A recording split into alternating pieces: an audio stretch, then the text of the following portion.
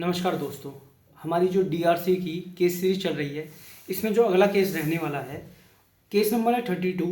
Title है VS तलवार versus Premchandra Sharma. इसमें जो अपेलेंट होता है वो लैंडलॉर्ड होता है, मकान मालिक होता है, और जो रेस्पोंडेंट होता है टेनेंट होता है। केस के फैक्ट्स क्या थे? सेम सेक्शन 14(1) के ऊपर बेस्ड है, जो बात करता है बोनाफाइड रिक्वायरमेंट की। तो इस केस में इन दोनों के बीच में जो टेनेंसी क्रिएट की गई थी, जो एग्रीमेंट था, उसमें लिखा हुआ था एक वर्ड फॉर पर्सनल ऑफिस। जो प्रॉपर्टी दी जा रही है ना, वो पर्सनल ऑफिस के लिए दी जा रही है। तो इन्होंने लैंडलॉर्ड ने 14(1) में पिटीशन डाली। रेंट कंट्रोलर ने सुनने से मना कर दिया कि भाई ये 14(1) में जो तुमने डाली है ना, यहाँ पे आपका केस नहीं बनता, क्योंकि ये बात करता है सिर्फ रेजिडेंशियल पर्पस के लिए, और आपकी जो प्रॉपर्टी है वो कंपोजिट नेचर की है, कि मतलब residential come commercial. But high court में गया, हाई कोर्ट में केस जीत गए।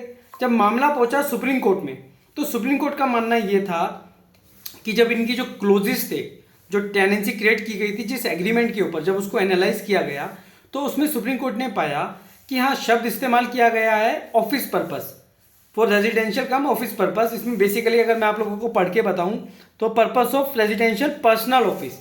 तो सुप्रीम कोर्ट ने जब इस पर्सनल ऑफिस को एनालाइज किया, इसके डिक्शनरी मीनिंग को खंगाला, तो उनको ये पता चला कि ये पर्सनल ऑफिस किसी कमर्शियल नेचर को नहीं दिखा रहा। ये दिखाना चाहता था, अगर मान लो सपोज करो मुझे कोई प्रॉपर्टी दी गई है टेनेंसी पे, मैं उसमें रह रहा हूँ और उसमें वर्ड यूज़ किया गया पर्सनल ऑफिस। इसका मतलब सिर्फ इतना है कि मैं अपना वहाँ बैठ के अपना काम कर सकता हूँ, ये नहीं है कि मैं उसको एज ए कमर्शियल नेचर के लिए इस्तेमाल कर रहा हूँ।